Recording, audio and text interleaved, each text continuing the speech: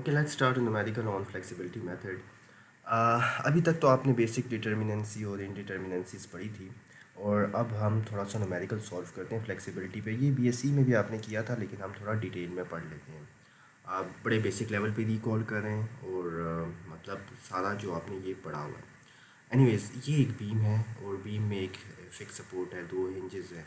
इस flexibility method जो होता है वो एसआई पे बेस होता है, स्टैटिक इंडिटर्मिनेंसीज पे। ये क्योंकि एक ओपन स्ट्रक्चर है तो आप 2m+r-2j का फार्मूला भी इस्तेमाल कर सकते हैं। यहाँ पे मैंने सपोर्ट रिएक्शंस कैलकुलेट किए हैं। 1 यहाँ पर वर्टिकल है, एक मोमेंट है, एक वर्टिकल 4। दो इक्वेशन अवेलेबल हैं। दो इक्वेशन आपके पास कौन सी हैं? Fy और mc। तो इसका मतलब है इसकी SI 2 डिग्री है। आप इसको डिटर्मिनेट बनाना चाहते हैं। अब डिटर्मिनेट आप कई तरीक़ों से बना सकते हैं। आप डिटर्मिनेट बनाने के लिए फॉर एग्ज़ाम्पल इसकी 2 डिग्री है तो ये दो रिएक्शंस आप हटा दें, ये हटा दिया और ये हिंज हटा दिया। अब ये कैंटिलीवर बन जाएगा और अगेन ये डिटर्मिनेट रहेगा।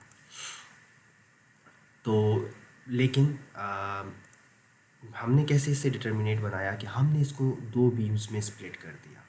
दो बीम्स में स्प्लिट करने से भी ये डिटर्मिनेट हो गया। एक बीम ए बी बन गई, दूसरी बीम बी सी बन गई। ठीक है, तो अब जब ये आपने इसको स्प्लिट किया तो इसका मतलब ये कि आपने इसको यहाँ से मोमेंट को रिलीज़ किया, तो ये इसका एक रिडंडेंट एक्शन बन जाएगा। सिमिलरली इसको भी डिटर्मिनेट बनाने के लिए मैंने यहाँ पे एक मोमेंट रिलीज़ कर दी। इसका मतलब है कि दो रिडंडेंट SI 2 डिग्री थी। इसका मतलब कि रिडंडेंट एक्शंस भी आपने दो सेलेक्ट कर लिया। आप किसी तरीके से भी इसको डिटर्मिनेट बना सकते हैं। अब जब मैंने डिटर्मिनेट बनाया तो मेरे पास एक मैट्रिक्स बना, जिसे हम रिडंडेंट एक्शन का मैट्रिक्स AR कहते हैं, AR1 AR2। मैंने फ्लेक्सिबिलिटी मेथड के अंदर यही करना होता है। मैंने अब जब डिटर्मिनेट बन गया, जो कि अब ये स्ट्रक्चर देखें नीचे डिटर्मिनेट बन चुका है और दो बीम्स में कन्वर्ट हो चुका है, राइट। अब इसके ऊपर लोडिंग वही रहेगी, लेकिन आप इससे member action due to load का एक मैट्रिक्स बना सकते हैं, जिसे हम AML मैट्रिक्स कहते हैं। अब ये जो वर्टिकल रिएक्शन ए पे है, इसे मैंने यहाँ पे 10 लिख दिया है। अब इन दोनों का समेशन 31.25 + 10 क्या देता है? 41.25 के, वो मैंने इधर लिख दिया। इसी तरह यहाँ पे ये मैंने खुद सेलेक्ट किया है, मैं मतलब इसे वर्टिकल, ये मैंने सपोर्ट रिएक्शन एक्चुअली फाइंड करना है। ये मेरे फाइनल मैंने जो फाइंड करनी है चीज़ें, उसमें ये मैट्रिक्स बड़ा इंपॉर्टेंट है। ये मेंबर एक्शन मेरे लिए बहुत इंपॉर्टेंट है। ये तो मैं कैलकुलेट करने में सक्सेसफुल रहा हूँ क्योंकि ये डिटर्मिनेट है, लेकिन इधर ये रिएक्शन कैलकुलेट करना मेरे लिए इतना आसान नहीं है क्योंकि ये बीम आपके लिए इनडिटर्मिनेट है। ठीक हो गया। अच्छा, अगेन 31.25 इधर ये आ गया कि लोड। नेक्स्ट क्या करना है हमने? नेक्स्ट हमने अब इसके सेक्शनिंग और एक थोड़ा सा ये मेरे पास मैंने लिखा नहीं है खुद से। ये मैंने सॉल्व किया हुआ था, उसी को मैंने किया, तो इसको आप इतना मुश्किल भी नहीं है, नज़र आ रहा होगा। अब मैंने इसकी सेक्शनिंग करनी है। सेक्शनिंग इसके अंदर ये जो मैंने साथ PPT अपलोड किया, उसमें भी ये इसकी डिस्कशन में अवेलेबल होगा, लेकिन फिर भी आप देख लें कि सेक्शनिंग जब मैंने करनी है तो देखें मेंबर पहले ए बी के मेंबर, मैंने इसकी सेक्शनिंग जब करनी है तो इस पर 20 किप का लोड आ रहा है। 20 किप की वजह से मोमेंट में चेंज आएगा D के बाद, इसलिए मैं दो सेक्शन जो सिलेक्ट करूँगा वो एक सेक्शन मैंने AD सेलेक्ट कर लिया, स्प्लिट करना है, और BD दूसरा मेंबर मैंने क्या सिलेक्ट कर लिया, सेक्शन भी कह सकते हैं मेंबर भी कह सकते हैं, BD सिलेक्ट किया। और तीसरा BC का एक ही सेक्शन बनेगा। उसकी वजह ये है कि BC बीम पे UDL है, यूनिफॉर्मली डिस्ट्रीब्यूटेड लोड, इसकी वजह से मोमेंट में चेंज नहीं आएगा। इसके साथ साथ आपने ओरिजिन सेलेक्ट करना होता है। मैंने यहाँ पे ओरिजिन इस AD के लिए A सिलेक्ट किया है, ये BD के लिए मैंने B सिलेक्ट किया है आसानी के लिए, क्योंकि यहाँ से सपोर्ट से रिएक्शन कैलकुलेट करना आसान है। BC के लिए आप B से भी कर सकते हैं, यहाँ पे मैंने C के लिए किया है। सबकी लेंथ हमें पता है, ये AD 10 फीट है, BD भी 10 फीट है, तो ये दोनों देखें 10 फीट आ गए। BC बीम न्यूमेरिकल में आप पीछे देख सकते हैं 25 फीट। अब मेरा काम ये है कि यहाँ पे मोमेंट डिटरमिन करनी है। आप देखें ये सेक्शन AD, इधर देखें यहाँ पे ये सेक्शन AD, इधर से आपने एक सेक्शन लेना है और यहाँ तक जाए, और यहाँ तक जो मोमेंट बनेगी वो आपने कैलकुलेट करनी है। जी यहाँ से देखें 10 किप यहाँ तक कौन सी कितनी मोमेंट बनाएगा, देखें इसको इसकी डायरेक्शन में मूव करें तो ये बनता है 10x की मोमेंट क्लॉकवाइज। रेजिस्टिव क्या होनी चाहिए, -10x, तो वो मैंने यहाँ पे लिख दिया। सेकंड सेक्शन के लिए BD के लिए देखें, ये मैंने अब किया है, यहाँ से B से सेक्शन स्टार्ट हुआ है जी, और यहाँ तक मैंने मोमेंट फाइंड करनी है। डिटर्मिनेट स्ट्रक्चर ये 10 के आप कैलकुलेट कर चुके हैं जी। यहाँ तक मोमेंट रोटेट करें, ये एंटी बनती है, -10 × x, रेजिस्टिव क्या होगा, +10x, वो इधर आ गया, ठीक हो गया। इधर इसको देखें, यहाँ पे 2.5 के फुट का लोड है, ठीक है, और यहाँ तक मैंने सेक्शन मैंने जो ओरिजिन लिया C, यहाँ से मैं यहाँ तक जो मोमेंट बनेगी वो मैंने कैलकुलेट करनी है। तो यहाँ पे जो मोमेंट बनेगी, एक 31.25 कोई मोमेंट बनाएगा, तो 31.25 इसकी तरफ रोटेट करें एंटी क्लॉकवाइज, रेजिस्टिव क्या होगा, क्लॉकवाइज, तो मैंने +31.25x लिख दिया। ये UDL आ रहा है 2.5 × x, 2.5 × x। अब मैं इसको यहाँ से कोशिश करता हूँ कि वहाँ से आपको इधर समझाता हूँ, इधर भी समझाया जा सकता है। इसको देखें, ये है, मैंने क्या किया, यहाँ पे मैंने सेक्शन लिया जी, ये सेक्शन मैंने यहाँ से स्टार्ट किया था, यहाँ से, और ये मेरा x था, ठीक है। यहाँ पर ये लोड था जो कि 31.25 के फुट है। यहाँ तक UDL कितना एक्ट करेगा, आपको पता है ये कितना है, 2.5 है ना, 2.5 के फुट। तो आप ये देखेंगे 2.5 × x यहाँ सेंटर पॉइंट तक ऐड हो रहा है, या ये, और ये डिस्टेंस कितना है, ये डिस्टेंस x/2। तो अल्टीमेटली यहाँ तक जो मोमेंट बनेगी इस UDL की वजह से वो होगी 2.5, ठीक है, पूरे x तक एक्ट कर रहा है, तो 2.5x मल्टीप्लाई बाय उसका मोमेंट आर्म कितना है, x/2 जी। ये जो मोमेंट ये क्लॉकवाइज बनेगी, आप इसकी डायरेक्शन में इसको रोटेट करें, ये क्लॉकवाइज है। रेजिस्टिव क्या होगा, ये समझ आ गया। तो इसका मतलब ये कि हमने इस तरीके से मोमेंट कैलकुलेट कर ली। तो आपके पास ये देख रहे हैं, ये 31.25 और 1.25x² कैसे आए, ये आपको समझ आ जाना चाहिए इंशाल्लाह। नेक्स्ट स्टेप देखिएगा, इसको मैं दोबारा उसी मोड पे ले जाता हूँ कि ताकि आपको आसानी हो।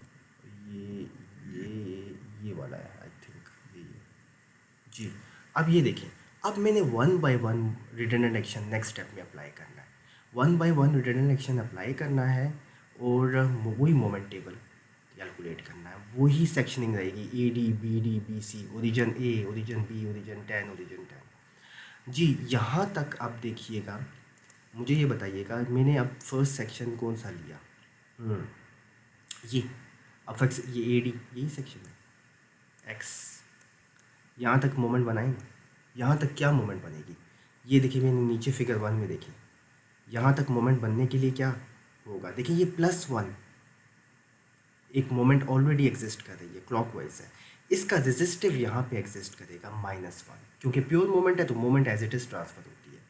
अच्छा, ये जो लोड आया है -1/20 जो कि नीचे है, ये इस तरफ एंटी क्लॉकवाइज बनाता है मोमेंट, इसका रेजिस्टिव +1/20x, 1/20 जो होता है 0.05x होता है, 0.05 होता है, तो ये इधर आ गया। अच्छा, नेक्स्ट स्टेप आप देखो, जब ये रिडंडेंट एक्शन लगा, यहाँ पे कोई एक्टिविटी नहीं हुई, इसलिए यहाँ पे BC के अंदर कोई मोमेंट नहीं बनेगी, ये बात ज़हन में रखें। नेक्स्ट सेक्शन मेरे पास BD है, BD में ओरिजिन क्या लेना है मुझे बताएं, BD में ओरिजिन B है और वही X ये है, यहाँ तक मोमेंट बनाए ना, यहाँ तक जो मोमेंट बन, ये 1/20 की, ये देखिए यहाँ पे मैंने किया 1/20, ये इस तरफ रोटेट करें, इस तरफ रोटेट करें तो माइनस बनता है एंटी क्लॉकवाइज, लेकिन रेजिस्टिव मैंने क्या लगाया 1/20x, 1/20 का मतलब होता है 0.05, वो टेबल यहाँ पे बन गया। अच्छा, नेक्स्ट स्टेप मेरा है नेक्स्ट रिडंडेंट एक्शन 2 अप्लाई करना है। तो रिडंडेंट एक्शन 2 अप्लाई करना है, तो वो बिल्कुल इंटरमीडिएट था, तो दोनों बीम्स में एक्टिविटी होगी, देख रहे हैं, चलें जो भी है। अब मेरा जो रिडंडेंट एक्शन 2 अप्लाई किया, उसी तरह AD BD BC, ठीक है। अब AD को देखें, यहाँ तक ये X है, यहाँ तक क्या मोमेंट बनेगी, 1/20 multiply by X clockwise, resistive क्या होगा -1/20x, वो मैंने इधर लिख लिया।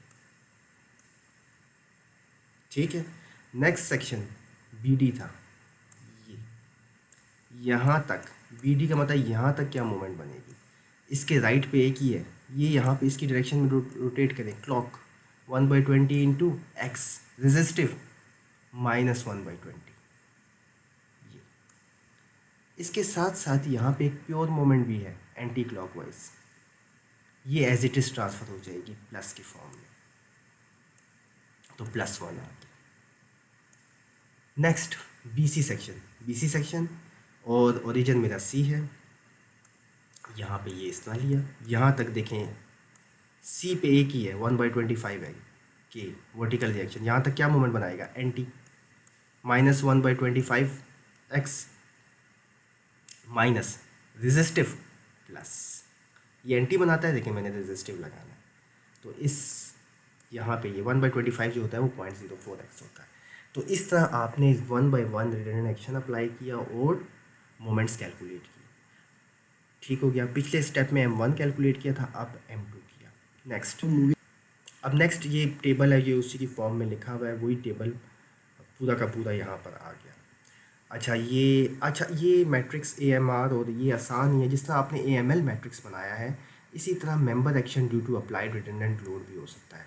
जब आपने एक एक रिडंडेंट एक्शन अप्लाई किया था, एक एक रिडंडेंट एक्शन अप्लाई किया तो आपने उसकी उसी जगह पे सपोर्ट रिएक्शन कैलकुलेट कर लेने हैं, जिस तरह मैंने AML मैट्रिक्स बनाई ये उसके अंदर आएगा। ये थोड़ा सा आप कर ले, इतना मुश्किल नहीं है। अच्छा, अब हमारे पास एक मैट्रिक्स बनता है, इसके अंदर DRL।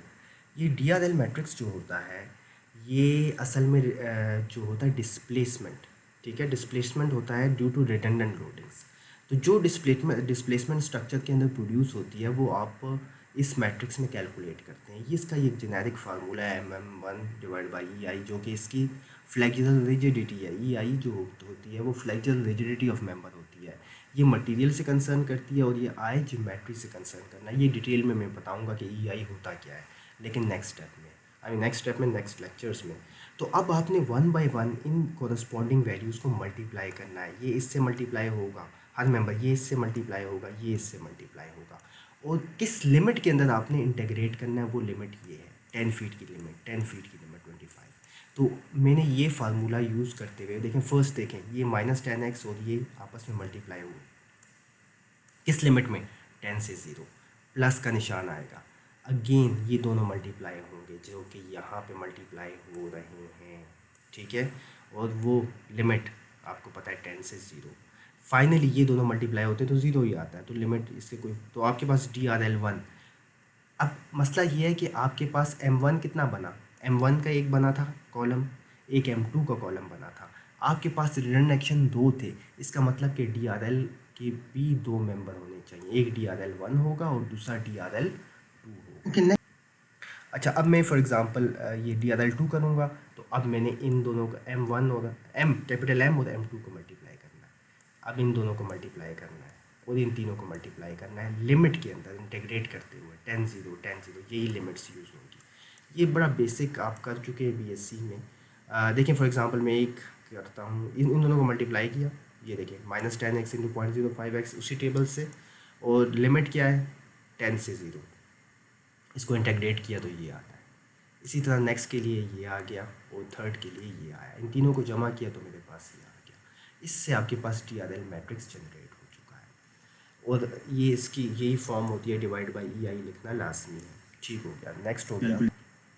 अच्छा, नेक्स्ट आपके पास फ्लेक्सिबिलिटी मैट्रिक्स आता है। फ्लेक्सिबिलिटी मैट्रिक्स जिस तरह आपने कैपिटल M और M1 को मल्टीप्लाई किया, कैपिटल M को स्मॉल m2 से मल्टीप्लाई किया तो DRL मैट्रिक्स बना। अब फ्लेक्सिबिलिटी मैट्रिक्स के अंदर ओरिजिनल कैपिटल M का मोमेंट का काम नहीं है। कैपिटल M कैसे आया, वो ओरिजिनल लोडिंग से जो मोमेंट्स जनरेट हुई थी। अब आपने F11, अच्छा अब कितने रिडंडेंट एक्शन थे, 2, इसका मतलब है कि फ्लेक्सिबिलिटी के जो मेंबर होंगे वो 4 होंगे, 2 × 2 का ऑर्डर होगा, क्योंकि 2 रिडंडेंट एक्शंस थे।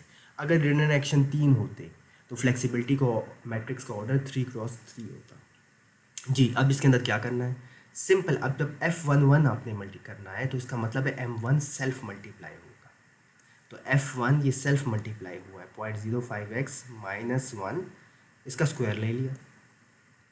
इसी तरह ये सेल्फ मल्टीप्लाई होगा, ये यहाँ पे आपने इसका स्क्वायर ले लिया जी, और ज़ीरो सेल्फ मल्टीप्लाई, लेकिन लिमिट्स के अंदर इंटीग्रेट करना है जो कि स्पैन की लिमिट्स हैं 10, 10, 25। फाइनली इससे मेरे पास 6.6 पाई ई आई है। इसी तरह F22 भी हो जाएगा जिसके अंदर आपने सेल्फ मल्टीप्लाई करना है। अब देखो F22 के अंदर ये 0.056 माइनस 0.05x खुद ही मल्टीप्लाई हुआ है, सेल्फ मल्टीप्लाई। इसी तरह ये भी सेल्फ मल्टीप्लाई हुआ है। यहाँ पर लिमिट देखना है, इंटीग्रेट लिमिट के अंदर करना है, ये सेल्फ मल्टीप्लाई, तो स्क्वायर आ गया और 25 से 0। सबसे इंपॉर्टेंट चीज़ है F12 का मैट्रिक्स कैलकुलेट करना, वो ये वाला है। नेक्स्ट स्टेप में हुआ है, लेकिन उसके अंदर होगा क्या, उसके अंदर मैंने इन दोनों को मल्टीप्लाई करना होगा रिस्पेक्टिव।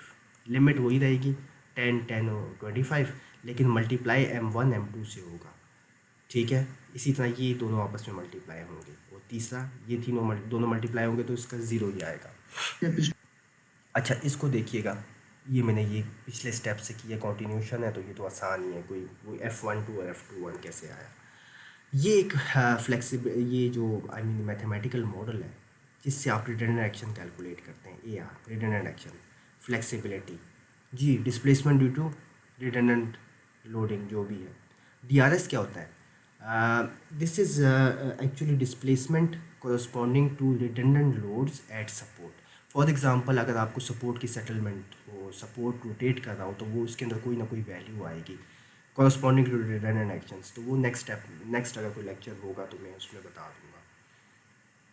इससे ये क्योंकि 0 है, इसमें हमारे पास DRL है, F है, AR है, तो मैंने AR बड़ी आसानी से कैलकुलेट कर सकता हूँ। आप इन दो मैट्रिक्स को मल्टीप्लाई करें, आपके पास AR आ जाएगा। रिडंडेंट एक्शंस वही मोमेंट, ये कौन सी मोमेंट थी, वो सपोर्ट A की मोमेंट, ये कौन सी मोमेंट थी, सपोर्ट B की मोमेंट थी। ये MA और MB आपके पास रिडंडेंट एक्शन आया। ये मैंने आपको बताया था, ये मैं पहले स्टेप में कैलकुलेट कर चुका हूँ। ये AR आप कैलकुलेट कर चुके हैं जी। AMR ये कैसे आया, रिडंडेंट एक्शन जब अप्लाई करें ना तो आप सपोर्ट रिएक्शन भी कैलकुलेट कर लें, वो ये है AR1। जब आपने 1 अब लगाया था ना, सपोर्ट रिएक्शन कैलकुलेट, वो डिटर्मिनेट बीम थी तो वो ये आया। लेकिन वही सपोर्ट रिएक्शन कैलकुलेट करने हैं जहाँ पे ये कैलकुलेट किए हैं, समझ आया। Support reaction at A, support reaction at B, support reaction at C। यहाँ पर AR2 इज इक्वल टू 1, ये कॉलम आ गया, इसको कॉलम की फॉर्म में लिखा। ये वही वैल्यू है जब आपने रिडंडेंट एक्शन 2 अप्लाई किया और सपोर्ट रिएक्शन कैलकुलेट किया। तो इस तरह बड़ी आसानी से आपके पास सपोर्ट रिएक्शन भी आ चुके हैं।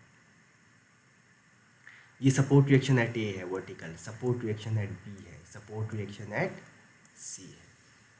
अच्छा ये इम्पोर्टेंट फाइनली आपके पास वो जो इंडिकेटर, एक सेकेंड, अब ये इम्पोर्टेंट है। ये सपोर्ट रिएक्शन मैंने कैलकुलेट किया, ये मैंने सपोर्ट रिएक्शन B कैलकुलेट किया, सपोर्ट रिएक्शन C कैलकुलेट हो गया। रिडंडेंट एक्शन आपके पास आ चुके हैं मोमेंट्स, लेकिन मेरा उससे इतना काम नहीं है। मोमेंट्स आ चुकी हैं, वो आपके लास्ट स्टेप में आपने देख चुके हैं कि मोमेंट्स आ चुकी है। अच्छा जी, अब आपने क्या करना है, शेयर फोर्स बेंडिंग मोमेंट। अच्छा आगे लेक्चर्स में कोई शेयर फोर्स बेंडिंग मोमेंट नहीं है 3D के अंदर, लेकिन मुझे आई एम अफ्रेड क्योंकि आपको BSc के अंदर थोड़ी बेसिक्स बाज़-औक़ात कमज़ोर होती हैं बच्चे की, तो वो भी सीख सकता है। तो मेरी कोशिश होती है कि वो बेसिक्स ज़रा रिकॉल हो जाएँ ताकि आपको समझ आना लगे, आप इंटरेस्ट लेना शुरू करें। ये जब मैंने इसकी shear force bending moment diagram बनानी है तो आपको पता है ये 3.193 किप का लोड आ रहा है। तो अच्छा अब लेफ़्ट सेक्शन, ये section with respect to right ऊपर जा रहा है, तो आप क्या करते हैं 3.1 ऊपर जाते रहते हैं, वो चलते रहते हैं हत्ता के ऊपर से कितने का लोड आ गया, 20 किप का लोड। वो 20 किप का लोड आएगा तो 3.193 में से 20 माइनस करें तो आपके पास क्या आ गया, -16.807। आगे कोई लोड नहीं है, चलते रहे। ऊपर एक ही पॉइंट लोड है, इसीलिए 1 डिग्री बना, 0 डिग्री, दिस इज़ 0 डिग्री। ये जो रेक्टेंगल या स्क्वायर कर्व है ये 0 डिग्री होता है, दिस इज़ 0 डिग्री कर्व। इसके बाद आप गए यहाँ तक पहुँचे तो ऊपर से देखें ये 53.69 किप का लोड आ गया, तो इसका मतलब प्लस है, तो आपने ऊपर जाना है। ऊपर चले गए तो आपके पास क्या वैल्यू आई, 36.883 किप। जस्ट आपने -16.807 में 53.69 ऐड कर दिया। अब इस पूरे स्पैन में एक ऊपर से लोड आ रहा है, कितना 25 इंटू 2.5, जिससे आई थिंक 62.5 बनता है। इस 36.83 में से ये ऊपर वाला लोड माइनस कर दें तो 25.62 बन गया। ये बात समझ आ गई? अब ये 25.62 बन गया और ये एक्चुअली लोड इसी के बराबर होगा जो आपने फाइंड किया। अगर आपकी शेयर फोर्स डायग्राम ठीक बनी तो ये लोड जो आपने कैलकुलेट किया था और ये वैल्यू सेम आनी चाहिए। ठीक हो गया। अब नेक्स्ट में कोई और पेन यूज़ कर लेता हूँ, ग्रीन वाला। अब आपने इसका एरिया कैलकुलेट करें, इसका एरिया कैलकुलेट करें। ये पेन सही नहीं है। फॉर एग्ज़ाम्पल ये आई थिंक ये अच्छा है। इसी तरह इसका एरिया कैलकुलेट करें, A2। इसका भी एरिया कैलकुलेट करें, A3। आसान है कैलकुलेट करना एरिया, ज्योमेट्री है और ये सब BSc का कोर्स है। अब आपने यहाँ पे, आपको पता है आपने रिडक्शन 1 फाइंड किया था, वो 4.60 की मोमेंट थी, उसमें ये एरिया ऐड कर लें। ये जो -4.60 जो आपके पास आया है, इसके अंदर ये ऐड करेंगे तो आपके पास ये पॉइंट आएगा। फिर ये माइनस है, इस 27.83 में से ये A2 माइनस करें तो आपके पास नेक्स्ट पॉइंट आएगा। ये ऐड करेंगे, प्लस है तो आपके पास ये मोमेंट आएगी। फिर ये माइनस करें तो ये आपके पास 0। अगर आपकी BMD ठीक हुई तो ये 0 आना चाहिए। इंपॉर्टेंट बात ये है कि ऊपर 0 डिग्री कर्व है, नीचे 1 डिग्री बना है। ऊपर 1 डिग्री कर्व हो तो नीचे 2 डिग्री कर्व बनता है। ये 2 डिग्री कर्व है, देखें स्लोप सी है। ये स्ट्रेट लाइन जब ट्रायंगल की तरह हो तो ये 1 डिग्री होता है, ये 0 डिग्री है। तो ये लेक्चर, खैर आगे शेयर फोर्स बेंडिंग मोमेंट नहीं बनानी, लेकिन आपको कॉन्सेप्ट्स क्लियर हो गए कि रिएक्शंस कैसे कैलकुलेट किया जाता है। और फॉर एग्जांपल मैं एक और चीज़ आपको बताना चाहता हूँ। ये अगर बंद हो जाए, डिस्कार्ड इसे मैं करूँ, मेरे पास ये फॉर एग्जांपल ये है और मैं एक ये फॉर एग्जांपल, हाँ अब फॉर एग्जांपल ये मोमेंट बाज़ औक़ात आपको समझना आए, मैं एक ज़रा देखता हूँ एक चीज़। ओके, इसको मैं देख लेता हूँ। मैं इसको हटाना चाहता हूँ तो मैं इसको हटाता हूँ पॉइंटर से। ओके, अगर फॉर एग्जांपल ये मेरे पास मोमेंट आई है, इसको भी रिमूव कर देते हैं। ये मेरे पास जी ये एक मोमेंट है, ये 1 किप की मोमेंट है। मुझे ये रिएक्शन कैलकुलेट करना है राइट साइड पर। ये रिएक्शन ज़रा, ये 20 की फीट है। ये ज़रा बनाए ना, ये यहाँ पे क्या आनी चाहिए, लोडिंग क्या आनी चाहिए। मोमेंट का फार्मूला क्या है, F इंटू डी। ठीक है, मेरे पास F कैलकुलेट करना है तो M would be equal to F is equal to M/d। अब मसला ये है कि ये रिएक्शन कैसे होगा, ये वर्ड ये ऐसा हो, अगर आप ऐसा बनाएंगे रिएक्शन जी, तो आप ये देखें कि इसको इसकी तरफ रोटेट करें तो क्या बनता है, ये इसकी तरफ जब रोटेट होता है तो एंटी बनाता है, रेजिस्टिव क्लॉक लगा है, इसका मतलब आपकी ये डायरेक्शन ठीक है।